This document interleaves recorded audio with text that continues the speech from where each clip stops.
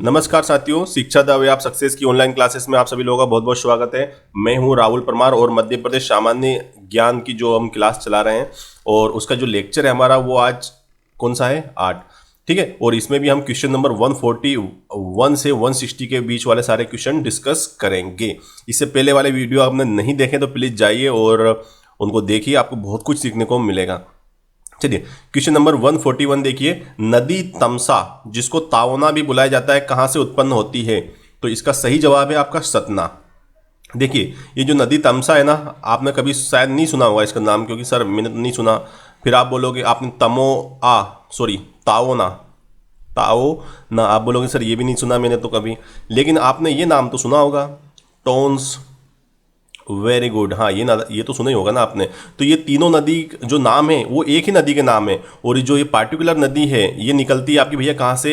ये निकलती है सतना से। और सतना कभी ना आए और कैमूर की पहाड़ी आ जाए, क्या आ जाए बेटा? कैमूर की पहाड़ी या कैमूर पर्वत भी आ जाए या कैमूर पर्वत श्रेणी आ जाए, तो भी अपना आंसर क्या रहेगा? यही रहेगा, कैमूर या टोन्स नदी रहेगा।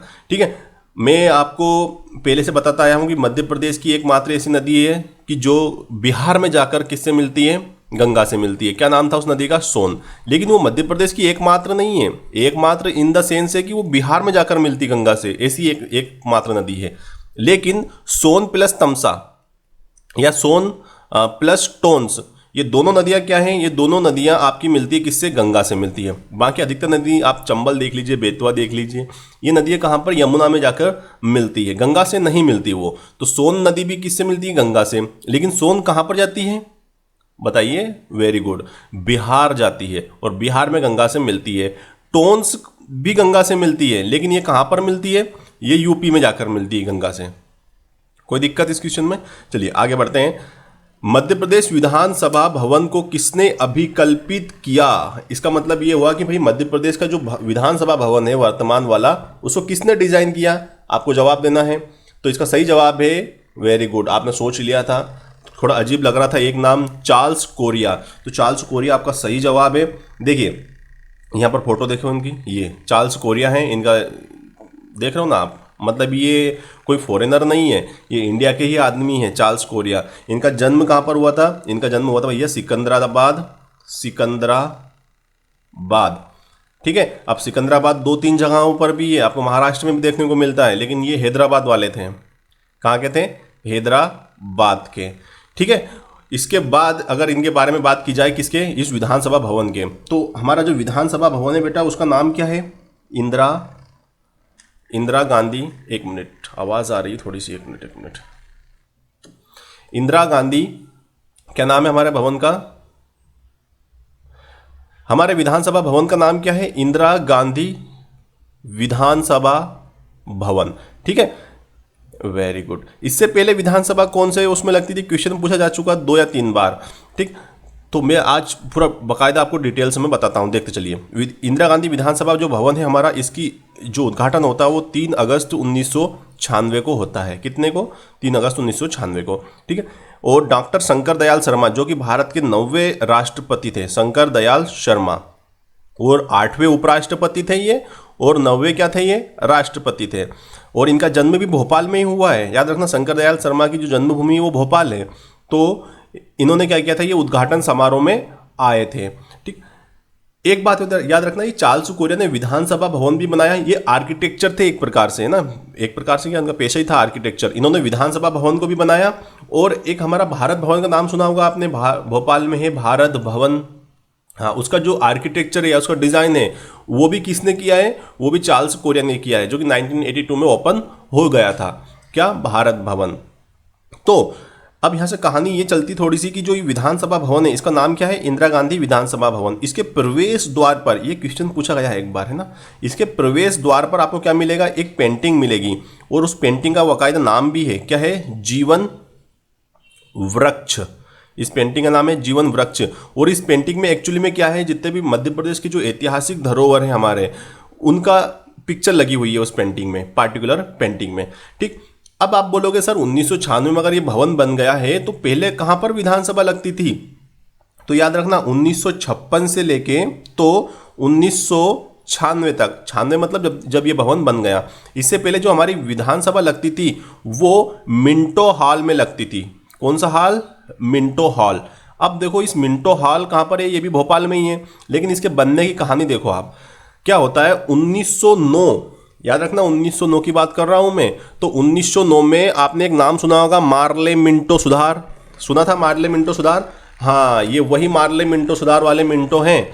क्या हुआ 1909 में? मिंटो जो थे, लॉर्ड मिंटो, वो क्या होता है भैया, भोपाल आते हैं। और जब भोपाल आते हैं वो, तो जो भोपाल की बेगम होती है उनका नाम होता है सुल्तान जहां बेगम। याद रख लो क्या नाम रहेगा उनका, सुल्तान, क्योंकि भोपाल में आपको बेगम का नाम याद रखना बहुत ज़रूरी है, सुल्तान जहां बेगम। तो भैया इन बेगम को ऐसा लगता है कि हमारे भोपाल में एक ऐसी जगह नहीं है जो कि स्पेशल गेस्ट के लिए हो, कोई बड़ा सा वीआईपी गेस्ट आए उसको ठहराने के लिए जगह नहीं है। तो इनको लगता है कि यार हमारे भोपाल में भी ऐसी जगह होनी चाहिए। तो उसी टाइम पर ये जो मिंटो साहब आते हैं, इनसे ही क्या करवाती, उद्घाटन करवाती है, एक भूमि का मतलब शिलान्यास करवाती है। ठीक है। और इसको जो बनने में, जो मिंटो हॉल है, इसको बनने में लगभग 24 साल लग जाते हैं, लेकिन 24 साल में ये बनकर तैयार होता है।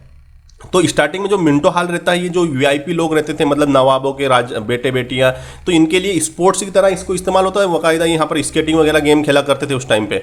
लेकिन 1946 में इसमें, हाँ, इससे पहले स्पोर्ट्स भी होता था यहाँ पर, इस भवन में लाइब्रेरी वगैरह भी हुआ करती थी इसी भवन में। लेकिन 1946 में इस भवन में इंटर कॉलेज की स्थापना की जाती है, इंटर कॉलेज। और आगे चलकर यही इंटर कॉलेज का नाम चेंज करके क्या कर दिया जाता है, हमीदिया कॉलेज, जो वर्तमान में भी है, लेकिन मिंटो हॉल में नहीं है, ये अलग है। ये हमीदिया कॉलेज आज भी है भोपाल में। तो उसकी स्थापना कब हुई थी? 1946 में स्थापना हुई थी हमीदिया कॉलेज की। ठीक है। तो ये पूरी कहानी थी मिंटो हॉल की। लेकिन जब मध्य प्रदेश का निर्माण कब होता है आपको पता है अच्छे से, 1 नवंबर 1956 को हो जाता है। तो जब ये मध्य प्रदेश का निर्माण होता है, तो जो उस टाइम पे बिल्डिंग नहीं थी 1956 में मिंटो हॉल, क्योंकि भले ही वो नवाब ने बनाया था या महारानी ने बनाया था, लेकिन जैसे ही वो पूरी प्रॉपर्टी किसके अंडर में आ गई, वो मध्य प्रदेश सरकार के अंडर में आ गई। तो उस टाइम पे कोई भवन नहीं था हमारे पास।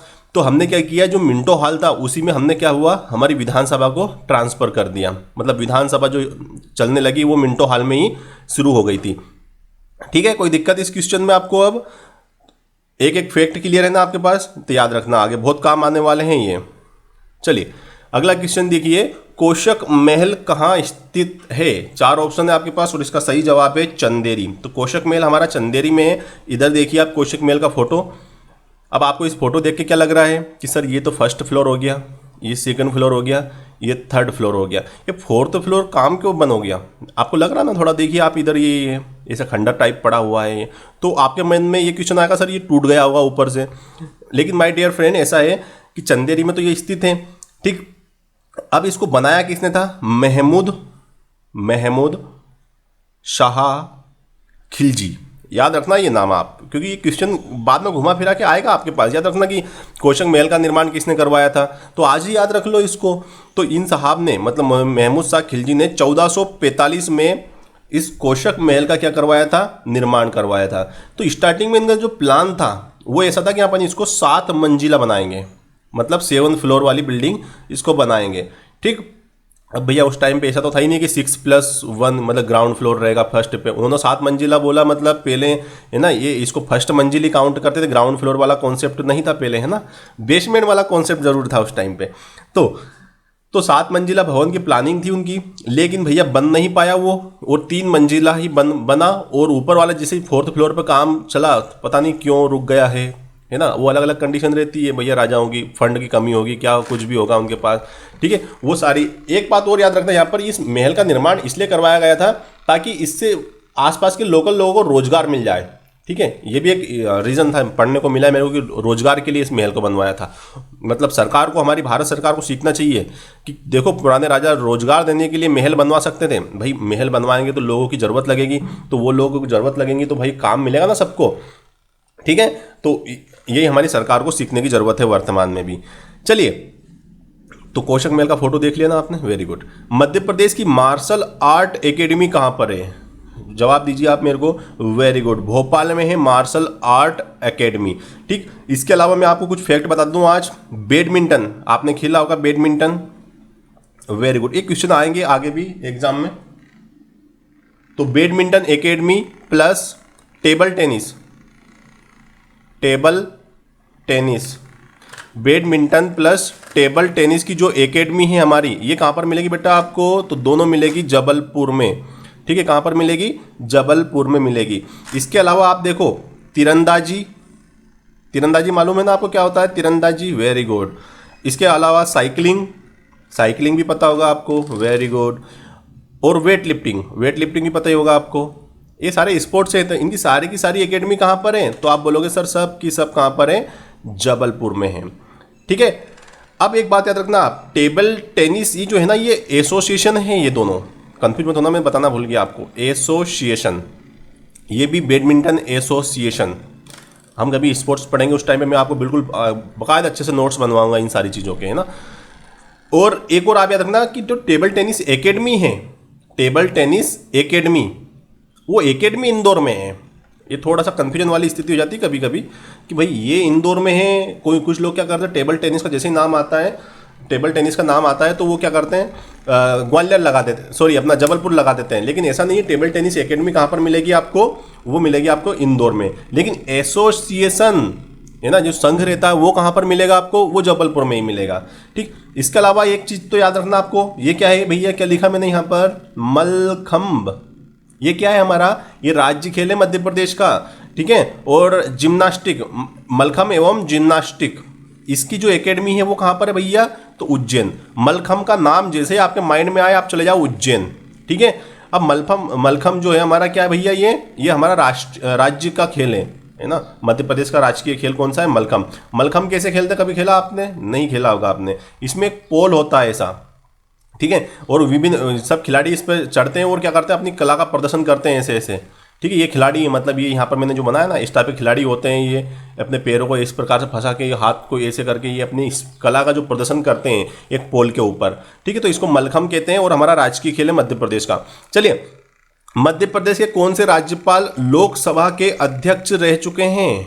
बताइए नाम इनका। Very good, Balram Jakhar. यहाँ पर देखिए इनका फोटो, ये तो ये बलराम जाखड़ साहब थे जो कि मध्य प्रदेश के 23वें राज्यपाल। अब आप बोलोगे सर हमने तो 18वें पढ़े।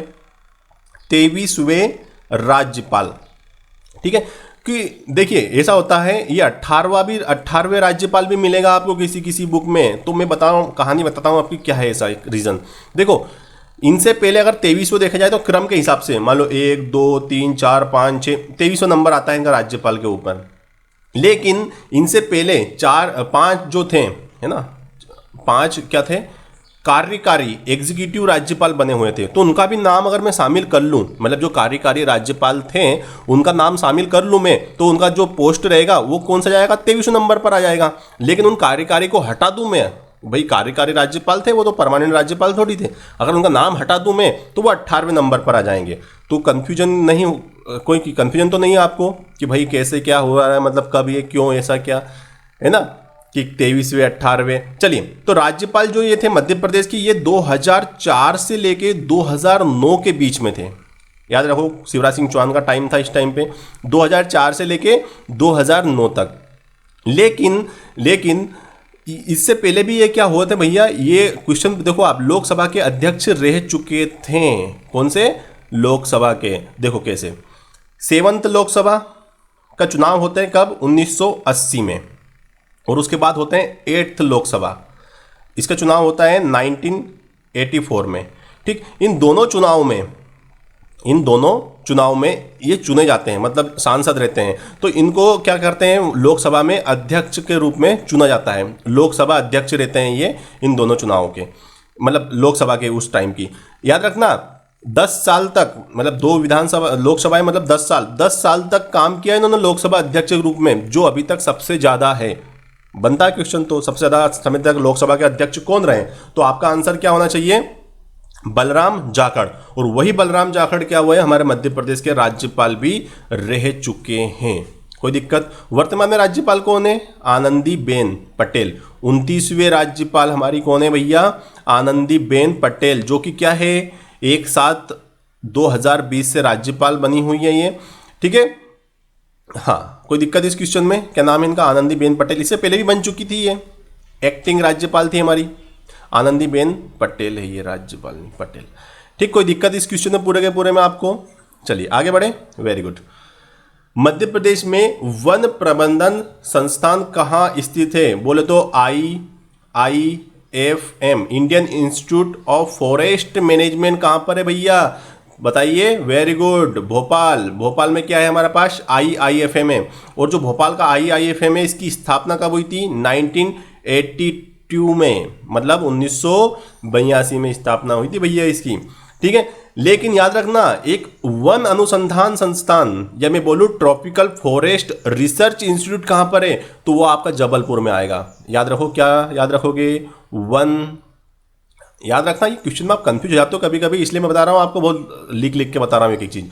वन अनुसंधान संस्थान। देखो, अनुसंधान का मतलब क्या होता है? रिसर्च। और मैनेजमेंट का मतलब क्या होता है? प्रबंधन। तो ये तो प्रबंधन हो गया। अब इसको मैं अगर लिखूं मैं, तो इसका पूरा क्या है नाम इसका? ट्रॉपिकल। इंग्लिश में देखो आप, ट्रॉपिकल फॉरेस्ट। ट्रॉपिकल फॉरेस्ट और क्या आएगा? Research, RESEARCH, research. और क्या आएगा भैया? संस्थान है ना, तो इंस्टीट्यूट आ जाएगा। और क्या? Research institute. हाँ, ये इसका नाम बना दिया अपन ने क्या है, यही सी नाम उसका। तो यहाँ पर देखो आप, यहाँ पर क्या लिखा है? ये रिसर्च। रिसर्च का मतलब क्या होता है? अनुसंधान, खोज करना नई नई चीजें की। और यहाँ पर क्या है? मैनेजमेंट। तो मैनेजमेंट भोपाल में रहेगा, लेकिन रिसर्च कहाँ चला जाएगा? जबलपुर में। और जो जबलपुर में रिसर्च जाएगा, उसकी स्थापना कब हुई थी भैया? इससे 6 साल बाद हुई थी, बोले तो 1988 में। इसके अलावा जबलपुर में एक और भी है। क्या है भैया वो? वन्य जीव फोरेंसिक। फोरेंसिक समझ रहे हो ना आप? फोरेंसिक एवं स्वास्थ्य केंद्र। स्वास्थ्य केंद्र, यानी कि जो वाइल्ड लाइफ फोरेंसिक जो लेब है वगैरह, लेब भी है यहाँ पर। और क्या बोलते हैं इसको? स्वास्थ्य केंद्र, हेल्थ सेंटर भी है ये। तो ये भी कहाँ पर है? जबलपुर में है। देखो, फोरेंसिक क्या होता है? हमारी भी फोरेंसिक रिपोर्ट होती कि नहीं होती है? जब मतलब कोई, जिसको हम पोस्टमार्टम रिपोर्ट बोलते हैं, फोरेंसिक रिपोर्ट रहती है। अगर कोई डेड बॉडी रहती है तो उसमें कैसे मृत्यु हुई है सब पता लगता है हमको, फोरेंसिक रिपोर्ट से मालूम चलता है ना ये। तो ऐसा जानवरों की भी फोरेंसिक रिपोर्ट होती है। ठीक है, और उनका जो फोरेंसिक जो सेंटर है, हेल्थ सेंटर है, वो कहाँ पर है? जबलपुर में। 3 क्वेश्चन कंप्लीट हुए हैं, 3 2 5 क्वेश्चन कंप्लीट हुए हैं आपको। और ये ईयर जरूर याद रखना। देखना, मैं खुद आपको बताऊंगा प्रैक्टिकल करके कि भैया, मतलब प्रैक्टिकल क्वेश्चन बना के कि एग्जाम में किस प्रकार से पूछे गए हैं। आज ये प्रबंधन संस्थान में पूछ लिया पुलिस में, तो आप जैसे पटवारी में जाओगे तो इसका ईयर पूछ लेगा वो। तो क्वेश्चन को कैसे भी आए, हमको तैयार रहना है। चलिए, कौन सा अभ्यारण्य उमरिया में स्थित है? तो आप फटाक से आंसर लगा सकते हो, कोई दिक्कत नहीं इसमें। तो इसका क्या है भैया? बांधवगढ़। बांधवगढ़ जो अभ्यारण्य है, मतलब ये अभ्यारण्य भी है और ये क्या है? नेशनल पार्क भी है। बांधवगढ़ नेशनल पार्क भी है। तो ये कहाँ पर है भैया?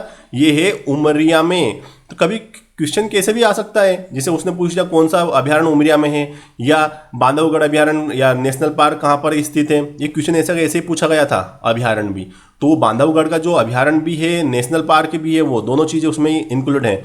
ठीक है, तो ये जो नेशनल पार्क है भैया, इसकी स्थापना कब हुई थी? 1968 में स्थापना हुई थी। और आपने प्रोजेक्ट टाइगर सुना होगा। Very good. प्रोजेक्ट टाइगर में मध्य प्रदेश के 6 राष्ट्रीय उद्यान और 1 अभ्यारण्य शामिल है, रातापानी अभ्यारण्य भी शामिल है। तो इसको प्रोजेक्ट टाइगर में 1993 में शामिल किया गया था। देखो, कभी कभी क्या होता है, कुछ बुकों में ये ऐसा लिखा रहता है, जैसे 1968 लिख दिया मैंने यहाँ पर, तो वो लोग क्या करते हैं 1967 और 68 कर देते हैं, क्योंकि डेट में कभी कभी कंफ्यूजन हो जाता है, तो इस कारण ईयर में कंफ्यूजन हो जाता है। तो आप ऐसा बना दो, ठीक है। लेकिन जब एग्जाम में पूछ ले वो पार्टिकुलर, तो हमको फिर तो टेंशन नहीं रहती कि हाँ यार एग्जाम में पूछा जा चुका है इस प्रकार का क्वेश्चन।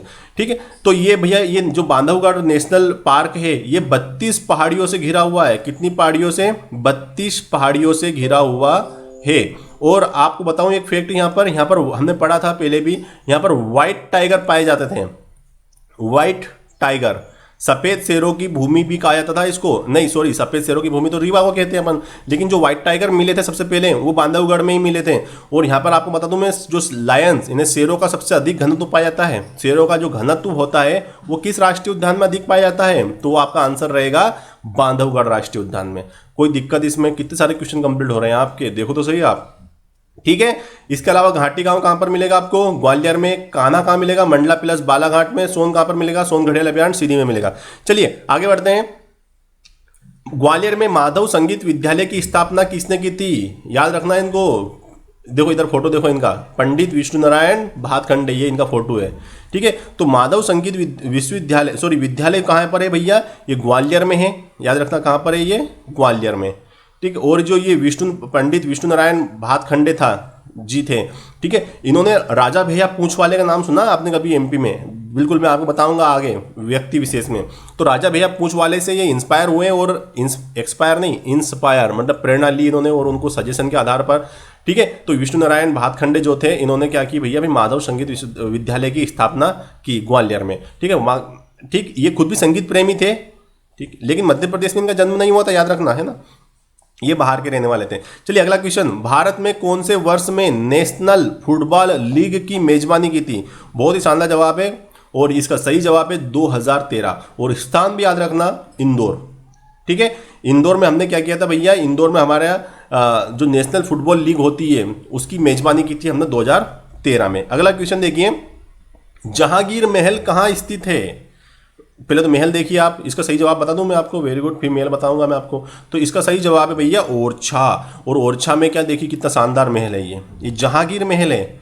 ठीक है, और इस महल को किसने बनाया था? वीर सिंह, जो बुंदेलखंड के राजा थे, वीर सिंह देव बुंदेला, याद रखना किसने बनाया था? वीर सिंह देव बुंदेला ने जहांगीर की, मतलब जहांगीर को समर्पित किया था, जहांगीर के लिए बनाया था ये महल। ठीक है, नाम दिया था वो जहांगीर के ऊपर दिया था, और इसका जो बनाने का टाइम पीरियड है वो है आपका 1518 एडी, इसमें इसको बनाया गया था। किसको खुश करने के लिए? जहांगीर को खुश करने के लिए। जहांगीर उस टाइम पे क्या था भैया, बताइए आप लोग, क्या था उस टाइम पे? मुगल सम्राट है ना, सम्राट, सम्राट कैसे बोलते हैं इसको, सम्राट, सम्राट, वेरी गुड। तो इनका एक और महल भी मिलेगा आपको, जो आगरा का किला है ना, वो अलग याद रखना आप, आगरा के किले में भी जहांगीर महल है। ठीक है, लेकिन हमारे पास कहां पर है? ओरछा। ओरछा बोले तो कहां पर? निवाड़ी, वीर सिंह देव बुंदेला ने बनाया था, 1518 में बनाया था। Very good. अगला क्वेश्चन देखिए, भीमबेटका की पूर्व ऐतिहासिक गुफाओं की खोज किसने की थी? बताइए, इनका नाम है विष्णु श्रीधर, और क्या है सरनेम इनका? वाकणकर। श्रीधर भी नहीं लिख पाया मैं पूरा, वेरी गुड, वाकणकर। मतलब हमारा कौन सा सही है इसमें? Option B is right. यहाँ पर फोटो देखिए इनका, ये थे विष्णु वीएस वाकणकर। इनका मृत्यु जाती 1988 में। तो इन्होंने क्या की थी? भीमबेटका की खोज की थी, और आपको बता दूं मैं कब की थी ये, 1957 में। डेट याद रखना, भीमबेटका की खोज कब की गई थी? 1957 में। किसके द्वारा की गई थी? वीएस वाकणकर के द्वारा की गई थी। सेम क्वेश्चन एमपीपीएससी 2016 में भी पूछा गया था, यही का ये। और फिर एमपी पुलिस 2016 में भी पूछा गया। देखो आप, पहले एमपीपीएससी हो गई थी, याद रखना है ना, जनवरी में पीएससी हो गई थी। पुलिस तो उस साल 2016 में शायद जुलाई में हुई थी। तो दोनों टाइम पूछा गया था ये क्वेश्चन। चलिए तो आगे बढ़ते हैं। अगला क्वेश्चन देखिए आप, निम्नलिखित जिलों में से कौन सा जिला सागर संभाग का नहीं है? बताइए मेरे को, पन्ना, दमोह, टीकमगढ़ या सतना? तो इसका सही जवाब है सतना, क्योंकि सतना को याद रखने के लिए हमने क्या किया था? SR, मतलब क्या क्या था इसमें? सीधी था इसमें, किसमें? रीवा संभाग की बात कर रहा हूं। सीधी के बाद इसमें सतना भी था, सिंगरौली था, और रीवा भी था इसमें। इधर देखिए आप तो कहाँ लगे हो यार। तो सतना इसका सही जवाब है। और यहाँ पर देखिए ये रीवा संभाग है, इसके पहले ये सागर संभाग है। तो सागर संभाग में भैया दमोह तो आता है, वेरी गुड। ये पन्ना भी आता है, वेरी गुड। टीकमगढ़ भी आता है। मैप थोड़ा सा पुराना है तो हम यहाँ से ऐसा कर लेते हैं इसको, और यहाँ पर इसको लिख देते हैं हम क्या? निवाड़ी। तो निवाड़ी भी आता है, आता कि नहीं आता आप खुद देख लीजिए, निवाड़ी भी आ रहा है इसमें। तो आपका इस क्वेश्चन का सही जवाब क्या है? सतना, क्योंकि सतना किस में आता है? रीवा संभाग में। 4 जिले आते हैं रीवा संभाग में ये, ठीक है। कोई दिक्कत इस क्वेश्चन में? आगे बढ़ते हैं। निम्न में से कौन, ये कौन लिखा भैया, कौन बाग प्रिंट शिल्प के लिए जाना जाता है? ठीक है, 4 ऑप्शन है, और इसका सही जवाब है मोहम्मद यूसुफ खत्री। देखिए ये साहब है मोहम्मद यूसुफ खत्री, और ये जो फोटो ली गई है ये ली गई है मैंने 2011 की रिपब्लिक डे की जो परेड होती है, पता है ना आपको, कहाँ से? हमारे दिल्ली में लाल किले के पास से लेके तो जो जनपद है वहाँ पर क्या होता है भैया, जो परेड होती है 26 जनवरी को हर साल रिपब्लिक डे को। तो जो 2011 की जो रिपब्लिक डे हुआ था उसमें इन्होंने लाइव प्रदर्शन किया था। मतलब ये ऐसे साड़ियों पर ये बाग प्रिंट नहीं बोलते हैं इसे, ठीक है। आपने बहुत बार सुना होगा बाग प्रिंट क्या होता है? तो प्रिंट करने की कला है एक प्रकार की। देखिए कपड़े रखें पीछे अब साड़ी हो जाए या कोई सा भी कपड़ा होगा, तो इसमें जो कला होती है ना प्रिंटिंग करने की, ये इसको बाघ कला बोलते हैं। और मोहम्मद यूसुफ खत्री ये बहुत एक्सपर्ट है। देखो बाघ की गुफाएं भी मिलेंगी आपको, याद रखना, बाघ की गुफाएं। तो ये बाघ नाम है, ये धार में है, ठीक है। ये पूरा कहानी जो मैं बता रहा हूं ना आपको, ये धार की कहानी है पूरी की पूरी। और इसके अलावा इनको बहुत सारे पुरस्कार भी मिले हैं। तो याद रखना इनका चेहरा ध्यान से, यही है मोहम्मद यूसुफ खत्री, जिन्होंने बाघ प्रिंट के लिए एक्सपर्ट हैं। ये 2011 की जो परेड हुई थी, रिपब्लिक परेड, उसमें लाइव प्रदर्शन किया था इन्होंने। एक झांकी चल रही थी और इसमें बैठे थे ये बाकायदा ऐसे, और प्रिंटिंग करते करते सबको अपने कला का प्रदर्शन कर रहे थे। मध्य प्रदेश की झांकी थी वो। चलिए, कुनो वन्यजीव अभयारण्य कहां पर है? तो इसका सही जवाब है भैया श्योपुर में है कुनो, है ना।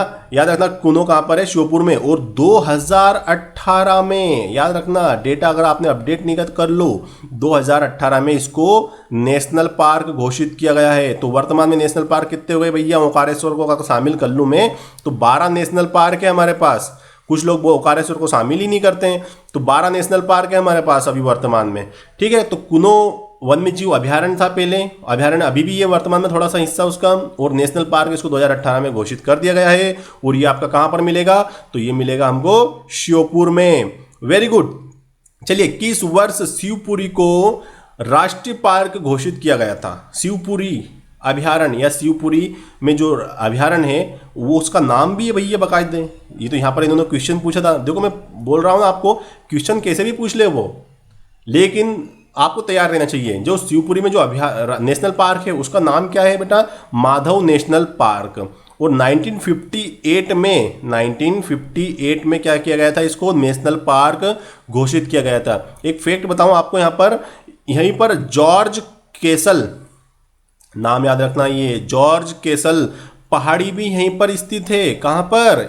इसमें जो अभयारण्य, जो नेशनल पार्क है इसमें। और इसके ऊपर बाकायदा क्वेश्चन पूछा गया है, आगे आएगा आपको, कि जॉर्ज केसल पहाड़ी निम्न में से किस राष्ट्रीय उद्यान में है? तो आपका सही जवाब क्या रहेगा उस टाइम पे?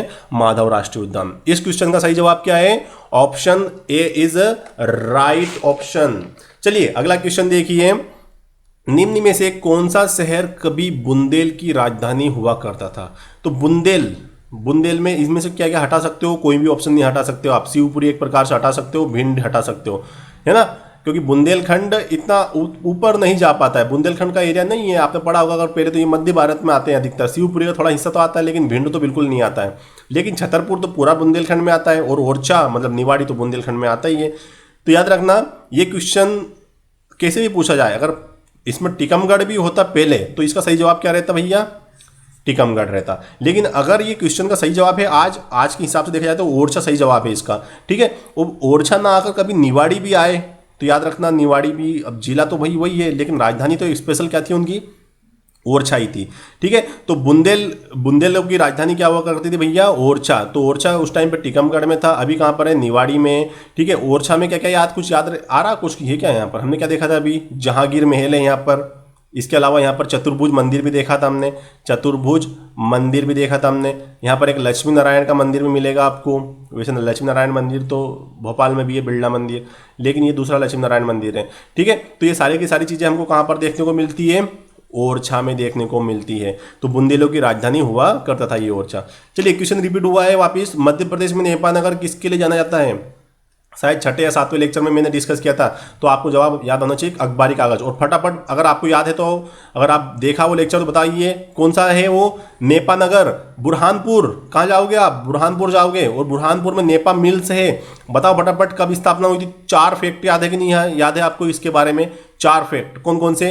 कि सर 1947 में प्राइवेट आदमियों द्वारा इस कंपनी को शुरू किया था, 1949 में मध्य प्रदेश सरकार ने इसको अपने पास ले लिया, 1956 में उत्पादन प्रारंभ हुआ, 1959 में भारत सरकार ने इसको अपने अंडर में ले लिया। ये 4 फैक्ट याद रखो नेपा मिल्स में। जैसे मैं बोल रहा हूं ना, उसी वे में आपको भी याद होने चाहिए। और कैसे याद होंगे? क्वेश्चन डबल से रिपीट हुआ, आपने अगर नहीं देखा है तो देखो, आपको याद हो जाएंगे, ठीक है। तो नेपानगर जो हमारा जो अखबारी कागज है वो, और भारत का पहला अखबारी कागज नेपानगर में था। कारखाना जो था ना अखबारी, भारत का अखबारी, मतलब यहां पर मैंने ऐसा कर लूंगा और यहां पर लिख दूंगा पहला। भारत का पहला अखबारी कागज कारखाना जो था वो कहां पर स्थापित किया गया था? मध्य प्रदेश में। और मध्य प्रदेश के कौन से जिले में? तो बुरहानपुर जिले में। कौन सी जगह? तो नेपानगर। कोई दिक्कत इस क्वेश्चन में आपको? Very good. चलिए अगला क्वेश्चन देखिए, चतुर्भुज नाला पूर्व पर ऐतिहासिक चित्रित रॉक आश्रय कहाँ स्थित है। कितना भयंकर क्वेश्चन था ये। चतुर्भुज नाला याद रखो पहले तो, चतुर्भुज नाला, ये नाला देखो आप, ये इसको चतुर्भुज नाला कहते हैं। बहुत इंपॉर्टेंट चीज बताऊंगा आपको। इसका सही जवाब क्या होना चाहिए आपके हिसाब से? Very good, Bhanpur is right option. और भानपुर का नाम कभी सुना आपने? भानपुर तहसील के सुनील टप्पा, वेरी गुड। जब मध्य प्रदेश आप पढ़ते हो स्टार्टिंग में तो यही नाम आता है इसी भानपुर का। हाँ वही भानपुर है ये, जो कि कहाँ पर है बेटा? ये मंदसौर में। तो इसमें क्या पाया जाता है कि जो पुराने टाइम के, मतलब बहुत पुराने टाइम के यहाँ पर पाए जाते हैं क्या? रॉक आश्रय, मतलब जो पेंटिंग वगैरह होती है ना वो पाई जाती है। देखिए आप कैसी पेंटिंग, तब आप थोड़ा समझ में आएगा आपको। ये देखिए ये पूर्व ऐतिहासिक काल के हैं, मतलब प्री हिस्ट्री एरा के हैं ये। मतलब आज से अगर मैं बात करूं तो जो इनका कार्बन डेटिंग क्या होती है भैया? कार्बन डेटिंग एक तकनीक होती है जिससे हम पता लगा सकते हैं कि कोई चीज़ कितनी पुरानी है। तो हमने जब पता लगाया कि ये जो पत्थर वगैरह हैं जिन पे ये चित्र बने हुए हैं, आप बोलोगे सर ऐसे चित्र तो हम बचपन में बनाते थे, क्या है इनमें? ऐसे हम जब लास्ट मैडम नहीं आती थी तो हम ऐसे कर लेते थे हर कुछ। आप तो बकायदा पढ़ा रहे हो ये, और MP पुलिस में पूछा भी गया ये क्वेश्चन, तो पागल है क्या सब? अरे बेटा ये उस टाइम के हैं, मतलब आज से 35,000 साल पुराने, सोचो आप। और आज तक सेम टू सेम उसी वे में हैं जैसे लिखे थे उस टाइम पे। आपकी कॉपी तो 1 साल भी नहीं चल पाती है आप लिखते हो तो, लेकिन ये 35,000 साल से हम भी पुराने चित्र थे। ये कैसे मालूम चला हमको ये? तो आप याद रखना, कार्बन डेटिंग तकनीक होती है जिससे हमें पता लग जाता है कि कोई चीज़ कितनी पुरानी है। कोई दिक्कत इसमें? चलिए तो कोई कहाँ पर है ये याद रखना। यहाँ पर ये आपको भानपुर मंदसौर में मिलेगा, और मंदसौर में भी एक जगह है गांधी सागर अभ्यारण्य के आसपास ये मिलेंगे आपको। चतुर्भुज नाला गांधी सागर अभ्यारण्य में ही एक प्रकार से, ठीक है, गांधी सागर अभ्यारण्य के आसपास ही है, या उसमें इतना पता नहीं मेरे को, पर लेकिन लगता वहीं पर आसपास ही सुना मैंने। तो ये भानपुर में चतुर्भुज नाला, और उसमें आपको क्या मिलेगा भैया? ये रॉक आश्रय मिलेगी, इस तरह की पेंटिंग मिलेगी। लेकिन केव पर, मतलब दीवारों पर भित्ति, वो पांडव गुफाओं के बारे में सुना होगा आपने। भीमबेटका में भी क्या है? पांडव गुफा नहीं, भीमबेटका जो रायसेन में है उसमें भी इस प्रकार की पेंटिंग है, वो लेकिन दीवार पर अंदर है वो। और वो तो आपको पता है महाभारत में ऐसा कहा जाता है कि भीम जो थे, 5 भाई पांडव थे, उन्होंने कभी ना कभी वहां पर क्या किया था? जीवन यापन किया था, ठीक है। क्योंकि उनको भी मिला था ना भैया, उनको भी बोला था, कौरवों ने बोला था कि आप हमारे जो राजधानी है इसमें आओगे नहीं आप, तो भी ऐसे जीवन यापन कर रहे थे जंगलों में रह रहकर। तो उस टाइम पे भीमबेटका में आए थे, वो वहां पर रुके थे, ऐसा कहा जाता है। मैं अपने मन से नहीं लगा रहा हूं, ठीक है। तो अगला क्वेश्चन देखिए 159, छत्तीसगढ़ राज्य को मध्य प्रदेश से कब अलग किया गया? ये तो बच्चे को पता, तो आपको भी पता होना चाहिए। 1 नवंबर 2000 को मध्य प्रदेश से अलग किया गया छत्तीसगढ़ को। और ये भारत का कौन सा राज्य बना था? 26वां राज्य बना था। ये तो याद रखना आप, इंपॉर्टेंट चीज है। 1 नवंबर 2000 तो याद रहेगा ही रहेगा, आपको याद ही होगा वैसे भी ये तो, ठीक है। उस टाइम पे मध्य प्रदेश भारत का सबसे बड़ा राज्य था क्षेत्रफल के हिसाब से, भारत का सबसे बड़ा था मध्य प्रदेश, ठीक है। लेकिन जब छत्तीसगढ़ अलग हो गया हमसे, छत्तीसगढ़ क्या हो गया भैया? अलग हो गया, तो हम कौन से नंबर पर आ गए? फिर 2nd नंबर पर आ गए वर्तमान में क्षेत्रफल की दृष्टि से। तो हम 2nd नंबर पर हैं। कितना क्षेत्रफल है बेटा अपना? वेरी गुड, याद कर लो, अब तो याद होना चाहिए यार, वेरी गुड। चलिए अब देखते हैं क्वेश्चन नंबर 160, मध्य प्रदेश का छिंदवाड़ा जिला इनमें से किस मेले के लिए प्रसिद्ध है? तो कुंभ का मेला कहाँ लगता है भैया? उज्जैन में लगता है। कार्तिक मेला भी उज्जैन में लगता है। गोटमार का मेला, जी हाँ बिल्कुल, गोटमार का मेला छिंदवाड़ा में आयोजित किया जाता है। देखो हुआ क्या था कि आज से 300 साल पहले की कहानी आपको बता रहा हूँ मैं पूरी की पूरी, ठीक। पहले तो आप देखो कि कितने सारे लोग हैं, ये क्या कर रहे हैं यहाँ पर, ये हाथ से क्या कर रहा है, मतलब ये पत्थर मार रहे हैं। किसको मार रहे हैं? ये पूरी कहानी बताऊंगा आपको मैं आज। तो 2 आदिवासी लड़के और लड़कियां होती है, आज से 300 साल पहले की कहानी है। तो होता है क्या, दोनों प्रेम विवाह करते हैं और अपने दोस्तों की मदद से वो क्या करते हैं? भागना चाहते हैं। जब 2 गांव होते हैं, एक तरफ इधर देखिए आप, ये एक तरफ पांडुरना गांव होता है, इधर पांडुरना होता है, और इस साइड होता है सांवर गांव। ये लोग होते हैं सांवर गांव वाले, ठीक। तो ये लोग दोनों जो प्रेमी होते हैं, प्रेमी और प्रेमिका ना, प्रेमी नहीं होते, प्रेमिका होती है और एक प्रेमी होता है। तो ये लोग भागते हैं। तो जब गांव वालों को मालूम चलता है कि लड़का लड़की को भगा के लेके जा रहा है, तो दोनों गांव वाले आ जाते हैं। तो इधर के गांव वाले, यानी कि जो लड़की होती है वो सांवर गांव की होती है, मतलब इस साइड क्या होती है? इधर की लड़की होती है। और लड़का किधर का होता है भैया? इधर का ये लड़का होता है। तो ये लड़की वाले, सांवर गांव वाले पत्थर मारते हैं लड़कियों को, ठीक, लड़के को। तो और इधर जब मालूम चलता है पांडुरना गांव वाले को, तो वो भी आ जाते हैं, तो वो भी पत्थर मारते हैं। किसको मारते हैं भैया? वो लड़के और लड़कियों को। तो जब दोनों लोग आपस में क्या करते हैं, पत्थर की बारिश कर देते हैं और मतलब वहाँ पर लड़के और लड़कियों की मृत्यु हो जाती है। अब फिर क्या करते हैं, जब इनको पश्चाताप होता है कि यार हम लोगों ने गलत किया, तो ये लोग इनको उठाकर कहाँ लेके जाते हैं, पास में यहाँ पर आप देख पा रहे होंगे, ये देखिए, ये यहाँ पर, एक मिनट मैं क्लियर कर देता हूँ इसको आपके लिए, एक मिनट, हाँ, ये यहाँ पर आप देख पा रहे होंगे, ये शिखर दिख रहा है, ये शिखर, एक ये शिखर, एक ये शिखर, तो ये मंदिर है यहाँ पर, चंडिका मंदिर है, इसको कौन सा मंदिर बोलते हैं बेटा, चंडिका माता का मंदिर है ये। तो इस मंदिर में लाकर उन दोनों को लेटा देते हैं और माता से प्रार्थना करते हैं कि हमसे गलती हुई है, माफ़ कर दीजिए, और उसके बाद दोनों को उनका दाह संस्कार कर देते हैं। ये पूरी की पूरी स्टोरी होती है। 300 साल से ये मेला आयोजित किया जाता है। अब इसमें एक्चुअली होता क्या है, आज भी ये लोग यही करते हैं, उन दोनों प्रेमी और प्रेमिका की याद में आज भी ये लोग पत्थर मारते हैं इधर से उधर। मतलब ये लोग जो पांडुरना गांव वाले होते हैं वो इधर इनको पत्थर मारते हैं, सांवर गांव वाले को, और ये इनको पत्थर मारते हैं। देखिए इधर क्या होता है, एक नदी के बीच में ये पुल है, पहले उस टाइम पे पुल नहीं था उस नदी में, याद रखना उस टाइम पे, और इस नदी का नाम है जाम नदी। तो इस नदी के बीच में एक ये ऐसी लकड़ी गाड़ देते हैं और इसमें कुछ झंडियाँ लगा देते हैं, ये देख लो छोटी छोटी झंडी लगी है। अब अपने को क्या करना है, अपने को मतलब दोनों गांव वालों को क्या करना है कि पत्थर मारना है और उन पत्थरों से बच के आपको इस झंडी को काटना है, ठीक है। जो गांव वाला काट देगा वो विजय घोषित हो जाएगा। कभी कभी ऐसा होता है कि भाई नहीं काट पाते, शाम हो जाती है, शाम तक, तो फिर क्या करता है जिला प्रशासन दोनों को मतलब बैठाता है और उनको समझौता करवा देता है। हर साल यही होता है, हर साल भाद्रपद मतलब भादो महीना, जैसे कि चैत बैसाख जेठ आषाढ़ सावन के महीने के बाद आता है भाद्रपद, ठीक, जैसे वर्तमान में भाद्रपद चल रहा है। तो इसकी जो कृष्ण पक्ष की जो अमावस्या होती है, यानी कि जो अमावस्या आती है भाद्रपद में, उसके दिन तो पोला त्यौहार मनाया जाता है यहाँ पर। कौन सा? पोला त्यौहार। अमावस्या के दिन कौन सा त्यौहार मनाया जाएगा? पोला त्यौहार। याद रखना कहाँ पर मनाया जाता है भैया, ये भी क्वेश्चन आ सकता है कभी भी। और पोला त्यौहार के अगले दिन यानी कि अमावस्या के अगले दिन क्या होती है, नॉर्मल बोला जाए तो पड़िया होती है, बढ़िया नहीं पड़िया होती है, ठीक है। उसके अगले दिन दूज होती है, फिर तीज होती है, चौथ, ऐसे कुछ होता है, ठीक, आपको पता होना चाहिए। तो पड़िया के दिन क्या होता है भैया, यहाँ पर एक गोटमार मेले का आयोजन किया जाता है। अब आपको पूरी कहानी क्लियर है ना, क्या करते हैं गोटमार मेले में, इधर से इधर पत्थर मारते हैं, ये लोग इनको पत्थर मारते हैं। देखो गोटमार का मराठी वर्ड है ये, मराठी में क्या मतलब होता है? पत्थर मारना, है ना, पत्थर मारना ये मतलब होता है इसका। तो गोटमार मेला कहाँ आयोजित किया जाता है, पता होना चाहिए आपको, कहाँ पर? छिंदवाड़ा में, याद रखना। और जगह का नाम बिल्कुल याद रखना, पांडुरना।